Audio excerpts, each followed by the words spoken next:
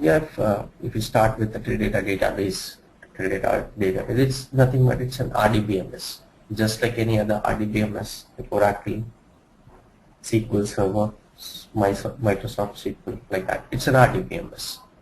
And Teradata, it has been designed to run world's largest commercial databases. It has been a preferred solution for enterprise-wide data warehousing. It's mostly for an data warehousing perspective, not for an transactional system perspective, like OLTP. It's not an ODS or operational data store. It's an analytical data platform, ADP we can say, for enterprise data warehousing, where the data, where the information gets captured from multiple source systems, the OLTP, and then resides in the warehouse. It is that kind of a system. It's a warehouse. And it's an open system. Why we say it's an open system is it can run on multiple platforms like Unix, MPRAS, Linux, and Windows operating system. And it's compliant with the ANSI industry standards. Like whatever the SQLs or the semantics it follows, it follows all the ANSI standards. How many rules does it comply with? Further? I didn't get you your question. How many ANSI rules does Teradata comply with? How many? I'm not sure actually on the count, but the semantics are completely ANSI standards. Okay. More than 95%. Okay. And it's compliant. Yeah, it runs on a single or multiple node. I will explain you in the coming slides what's a single node or a multiple node means.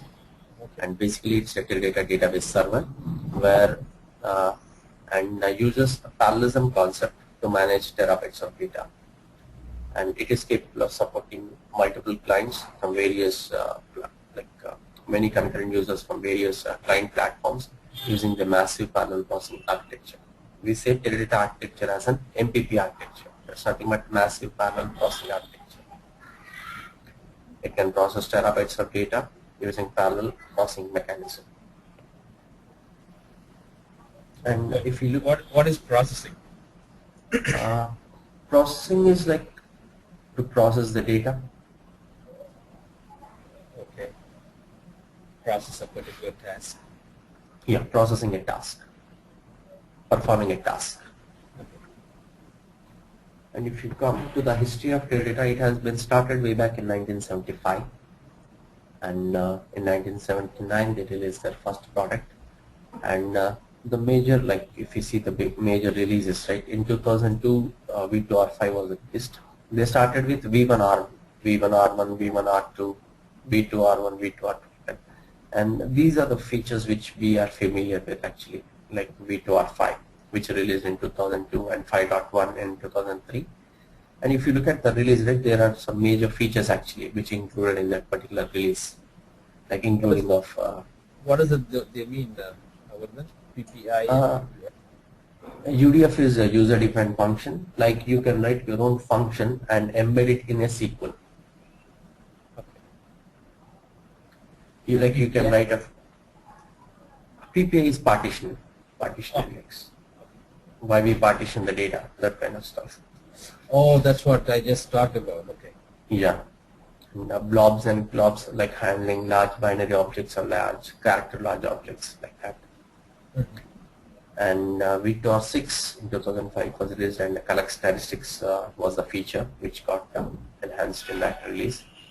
And in 2007, 2009, query rewrite and scalar subquery features were getting embedded in TD12 and TD13. TD14 it's already released to the customer, the beta version, and in 2013, in the first quarter, full version will be released with all the features, a customized customer version. So currently the market is running on these three releases, TD12, TD13 and TD14. So if you are onto a job, then you will be onto any of these three domains. You will be either working on TD12, TD13 or TD14. And the difference from version to version will be very minimal from the user perspective. As a user, you will not be able to see much difference actually. Only the difference will be there is from the system perspective. Very few features will be there where you need to have a knowledge of little bit syntax on that particular feature, but rest all is same. How you write a SQL either in TD12, TD13 or TD14, it's well and the same, one and the same. That's what it. TD14 temporal feature and columnar feature has been added. Columnar feature is nothing but it's we generally assume a database to be in the form of a rows, right? Rows. Each record is in the form of a rows. But from and even if we do partition, right? We do partition like a set of data, a set of rows into one partition, a set of rows into one partition. But columnar feature is a different partitioning actually. We partition the table from column perspective. Employee name, single column. We partition that particular column as a separate set. Employee number, salary. We partition that into a separate column. That kind of feature. We can do horizontal or vertical partitioning. Horizontal is already there, but vertical partitioning of a table, that is possible using columnar feature. Few advantages are there with that particular feature, like the competitive is Vertica, a Vertica database, which is column-oriented, columnar. We say it's a columnar database. So that is the competitor for Teradata on that particular feature. So once we finish the class, like if I have the, I can give you an overview of that particular feature, temporal as well as columnar.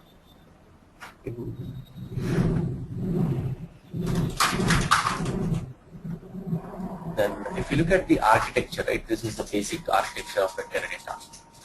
And if you look at a gray color box, right, this we can consider it as a node, a single node system. In the earlier slide, I said, right, Teradata runs on a single node or a multiple node. This is a single node.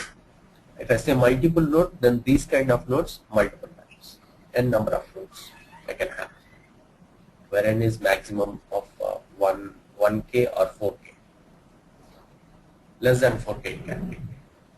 That those many number of nodes I can have as my system. And the major components in a particular single node is. Excuse me, I didn't get that. This is single node. Yeah, coming to the. The question was, you said this is a single node. Yes. A node consists of the parsing engine, message passing layer. Message parsing layer is it what, the bytec? Bynet.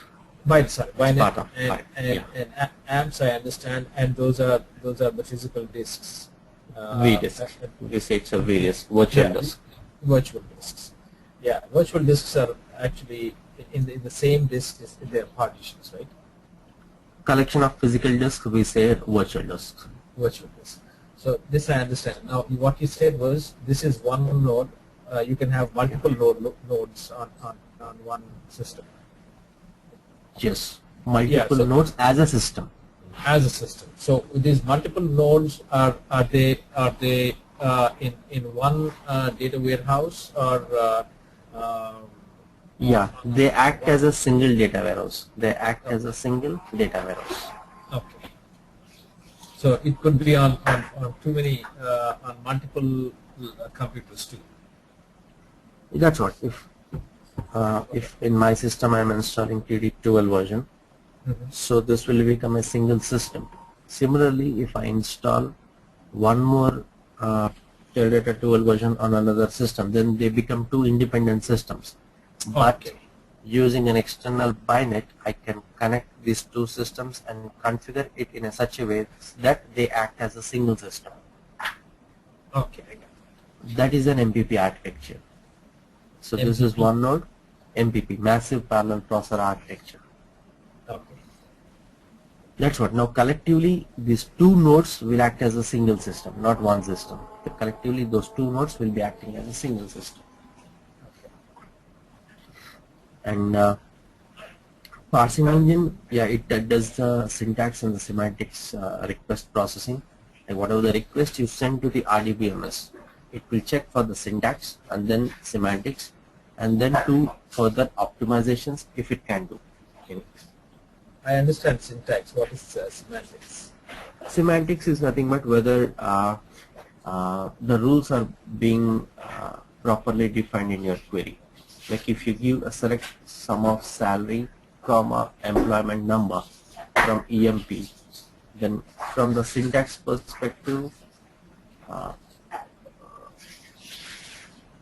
then we need to give a group by class. That is the syntax checking actually. Then the semantics is nothing but whether each and every component is there in your particular system or not, resolving kind of stuff. From the syntax perspective, it is true, but the object might not be there in this in your particular database. Then it will throw an error. Like you can create a view with the SQL which I have said. You can create a view like that, but that will not throw you any. Isn't that called a syntax error? No. One second, just give me. I will show you. What I said was select sum of salary, comma, employment number from EMP. I will create a view actually. Create view V1 as this one. This query will execute. Yeah. But there is some flaw in it. What is the flaw? Group by one. When you execute it, it will throw you an error. That is the semantics. So the error is the error is not highlighted while you're writing the query on the SQL assistant. Yes, this will execute. That's what I'm saying. That's what. From syntax perspective, it says that this is true. Okay. Because everything is in place. After select clause, there is a sum of salary clause, an expression. Then after that, a comma is there. That is fine. Then after that, I have an expression. That is true. Then I have a from clause. That is true. Then I have an table name. That is true. From the syntax perspective, it is true. But from the semantics, it expects a group by. That is the semantics.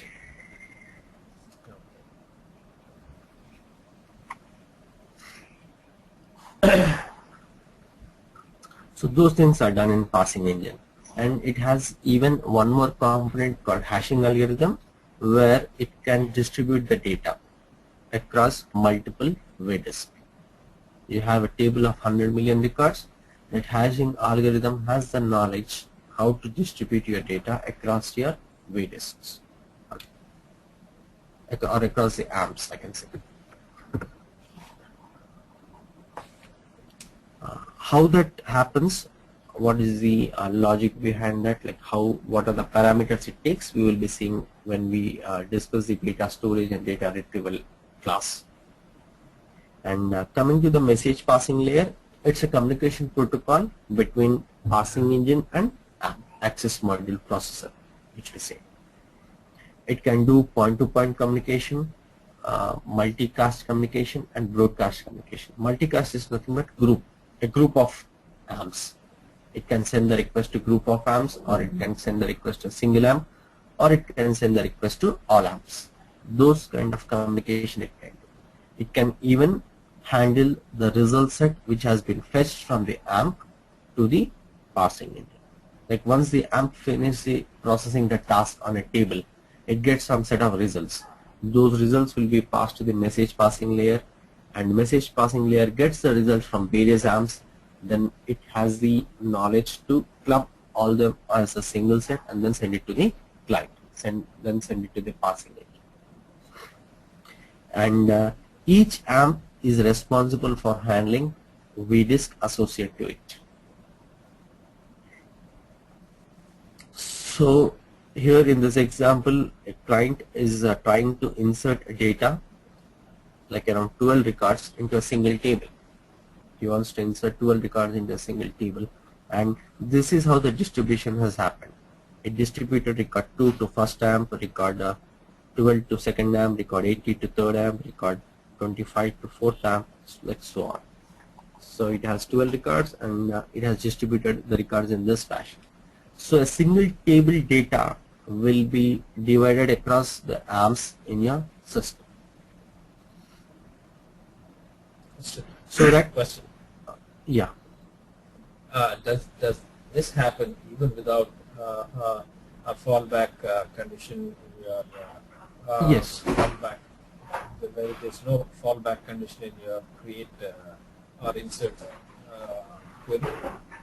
Yes, yes. Even when you create a table without any fallback also this happens.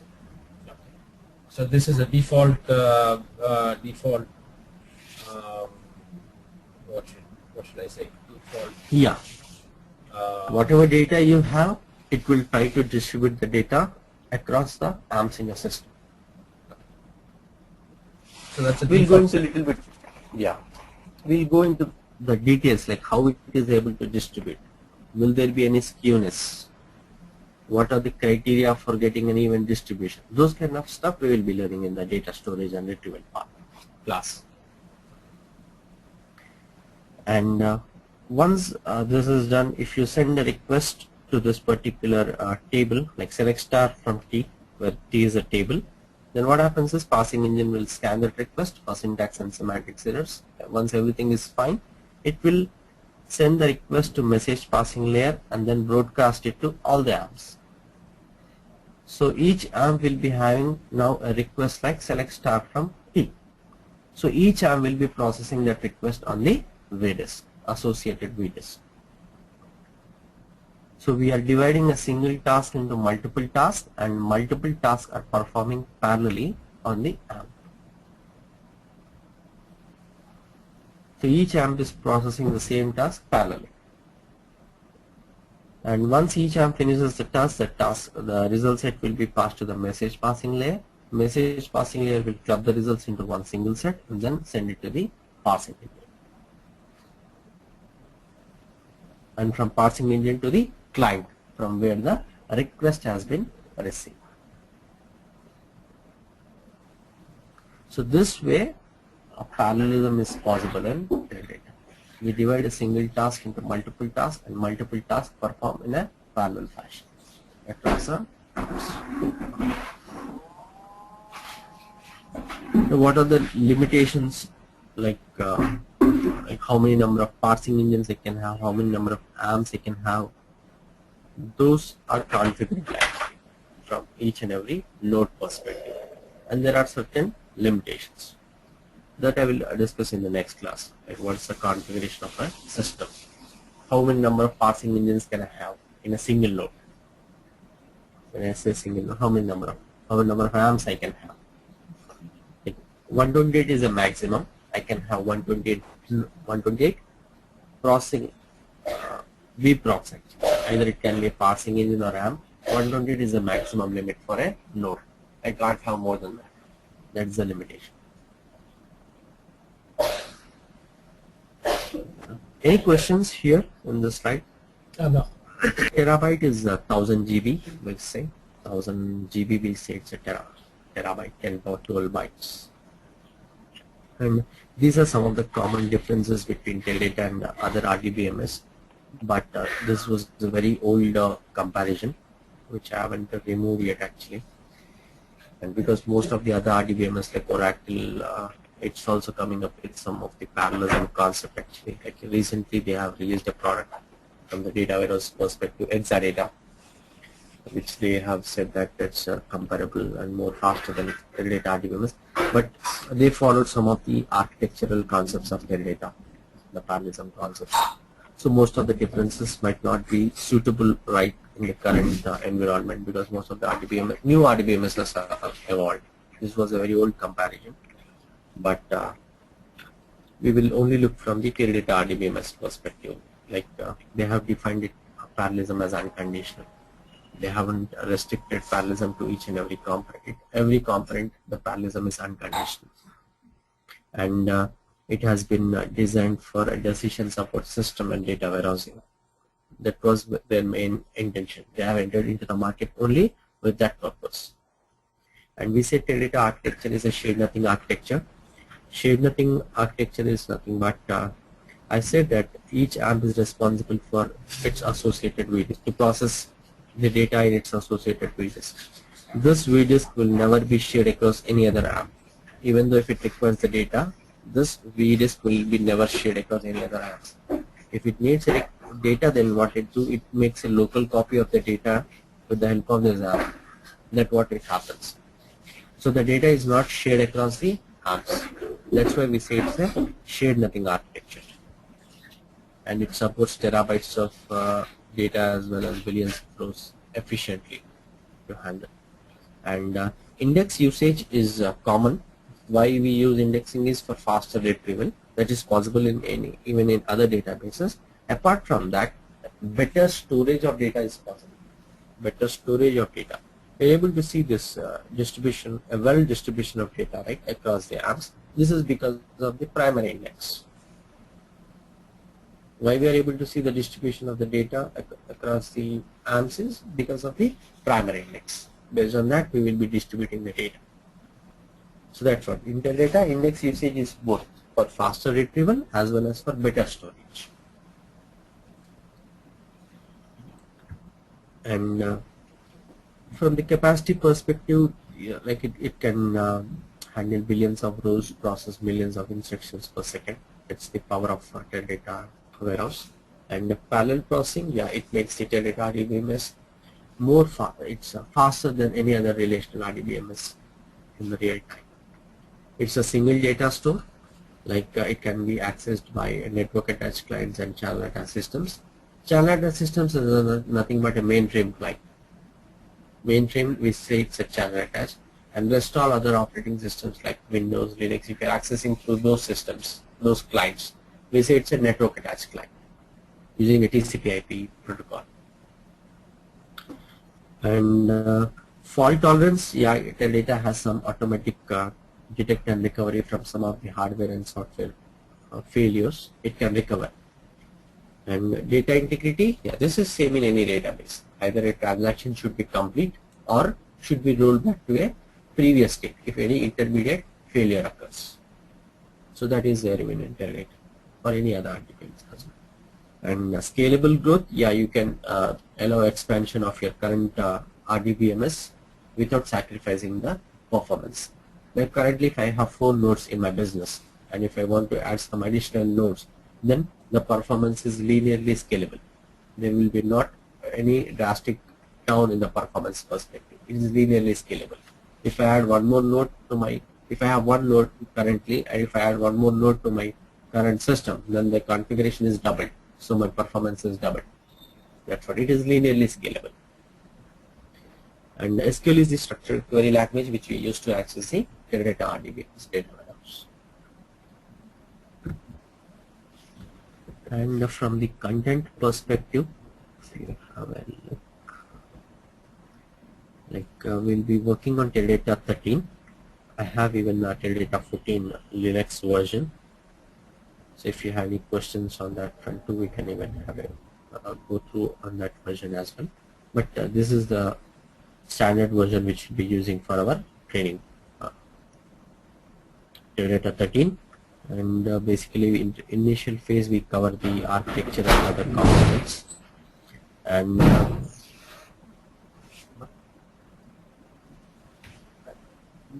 then from the recovery and protection of data perspective, we look at what's the fallback, what's the cluster, what is RAID 1 and RAID 5, those kind of concepts. What are the different types of journals, those things. Then we come into the technical concepts, the different types of indexes we do in Teradata, then the storage and retrieval, how the data gets distributed across the AMPs, those kind of stuff. Then the basic DD and DML stuff for the SQL purpose. Then some basic string functions, aggregate functions, arithmetic operations, those kind of stuff. Then we come into the joins, what are the different join types and join strategies, the union stuff, and then the basic commands, then the different types of objects available in Teradata, the tables, views, macros, stored questions, those kind of stuff. Then a little bit from the admin perspective, this one, how to handle the different types of spaces, how to manage a database user, how to grant and revoke access rights, those kind of, a little bit of admin stuff. we'll be starting with these concepts from the practicals. Initially, how to create a database, how to create a user, those kind of stuff. Then we will go into the detail about the indexes, tables, views, macro, those kind of stuff. Then the different types of transaction modes, how we do.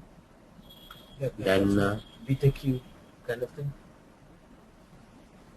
yes, batch mode. Then the collect statistics feature, then the explain usage, how we need to understand the explain. Then from the tuning perspective, some best practices, how to write efficiently some SQLs. If I give a requirement, you can write the SQL some 3 to 4 ways, but which is efficient? There will be one query which is more efficient. So what are the best practices we need to follow from the SQL tuning perspective? We'll be learning that. Then we will go into the tools, Teradata utilities and tools, import and export. So there are basically 5 utilities actually. BTEC is the one main client, batch mode processing one. Then we have 4 other: fast load, multi load, T-pump, and fast export. But apart from that, we have one more operator called Teradata parallel transporter. It's a GUI based tool. We will be learning that. This is there from Teradata 13 onwards. That's why I'm included in this feature. So we'll be even practicing on this particular tool as well, how to do export and import to a RDBMS. Then some new features coming up in Teradata. Actually, no PI, no primary index, scalar subquery, and then an overview on temporal, columnar. So these are from 14 onwards. Teradata 14. So I can give you an overview of those features as well. Any questions? And you can, after finishing this particular training, if you have any questions, like, or if you have any specific module to be covered explicitly, you can let me know. If I will, if it comes from the developer perspective, definitely I will include it and explain you about that particular feature. Hello? Yeah. I'm listening. Yes, sorry. Yeah. Any questions? I would like to have the record option on the GoToMeeting. I'm not the person who does that. Then you can talk with Dharma or Teja, because they have that option. I don't have any option. You can discuss with them and they will let you know what's the. Because for me, whatever you're talking, every word is valuable. And Okay. then just in case when I'm practicing and I want to go back on the class, I'll have that recording. And I have that recording when I've taken Informatica, they gave me that recording. So, You can have just a word with them. They will let you know what's the possible option. okay. It's not at my end actually. I don't have that option. Okay. Any questions other than that? Nothing much. So how do we get to practice? I will be explaining you all this, most of the stuff real time. Like I will be working on my system and explaining you. Okay. And at your end, if you want to practice, then demo version is available free in Teradata website. You can go and download that one. It's simple, single application. If you directly click install, it will show you the next steps in a very efficient, easy manner. Okay. No complications. Simple and easy to use. No, if Sunita has VMware, I can give her the software. Oh, you have it? Okay. Yeah. Yeah, I do have it. Yeah, if you have VMware, I can give you the software. You can just install it. Yeah, sure. I think I'll ask Teja or someone to share my ID. So Yeah, It's Yeah. actually available. Right. Available in Right now. Yeah. 1 second. It's available in the Teradata website, and it's simple. You can directly download from there. It's Yeah, you know what? version that is giving us a Linux version. No, Teradata, I will show you just one second. Just be on the line. Who is that's a son? Here, he's my son. You know, even I have a daughter. She's just banging the door right now. Okay. Oh, so she is the one who's making that sound? No, she's not the one. She's just 10 months old. Okay.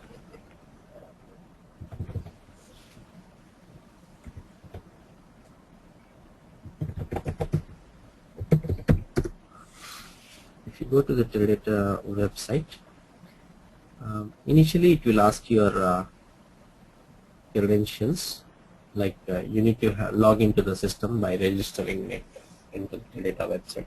Once you are done that, right, just go to the supports and downloads.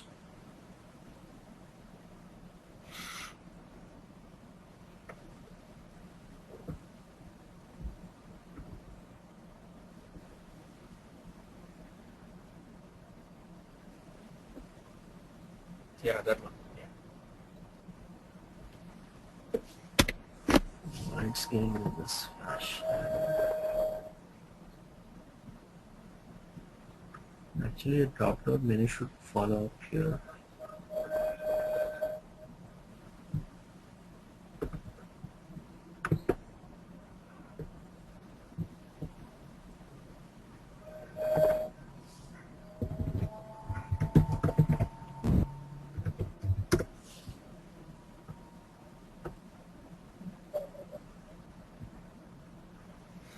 Teradata Express is there. Don't go to the downloads option. Go to the Teradata Express.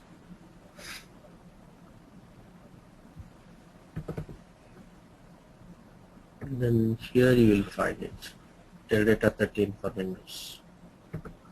Yeah, it says for Windows, but when you download it, it downloads on Windows, but the VMware player, inside the VMware player, it's Linux. You need to have a Windows VMware player. That you need to download externally from other vendors. Yeah, but I don't know what Sunita has. Sunita's VMware.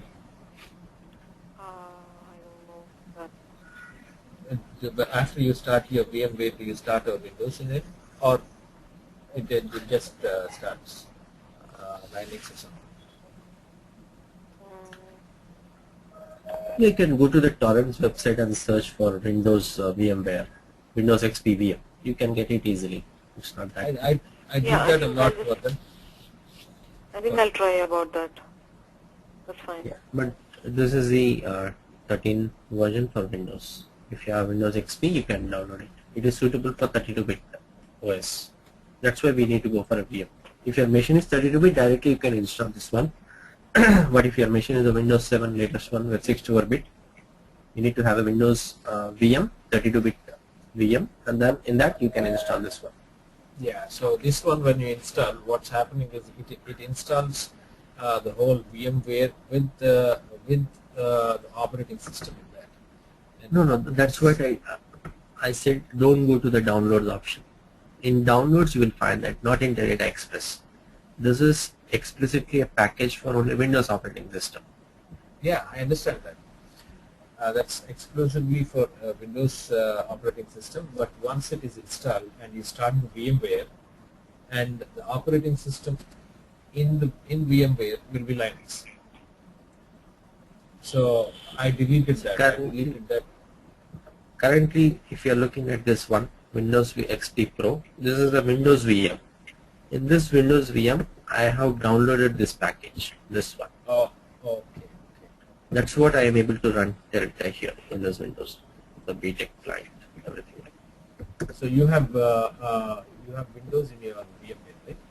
I saw. Yes. That's what this I downloaded from that. The Windows VM, XP VM, I downloaded it from the internet. From the torrents you can get it. Windows XP 32-bit VM. Yeah, she can get that. And second thing is that software which downloads, it has its own databases and all. Like it has financial, it has Yeah, it has few databases. yeah, few databases, but then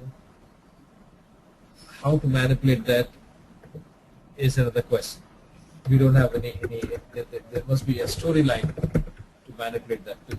Storyline in the sense, you know, how you want to manipulate the database and that the data in This the one, database and that. manufacturing. Yeah, manufacturing is there, then sales and something is there.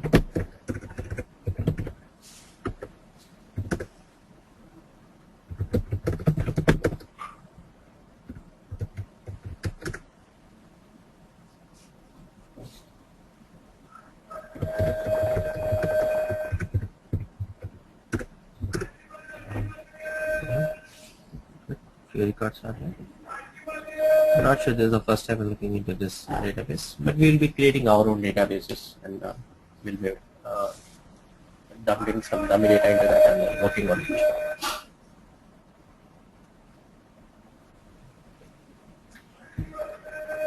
Okay. Any other questions? And as I said, from certification perspective, I will be providing you some materials as well. Complete set material which contains the overall training content in detail, all the topics. And in between I have missed few topics actually. I will be giving it in a separate document, those documents. And for basic certification, I have an exclusive HTML from Teradata Corporation. That document I will be providing you. From SQL, I have lots of SQL stuff material. I'll be providing those documents for SQL certification, and sample interview questions as well.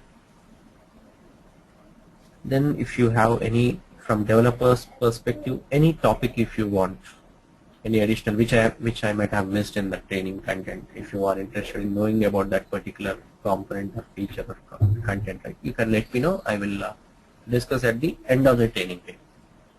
Once the regular training is finished, I can discuss on that at the end.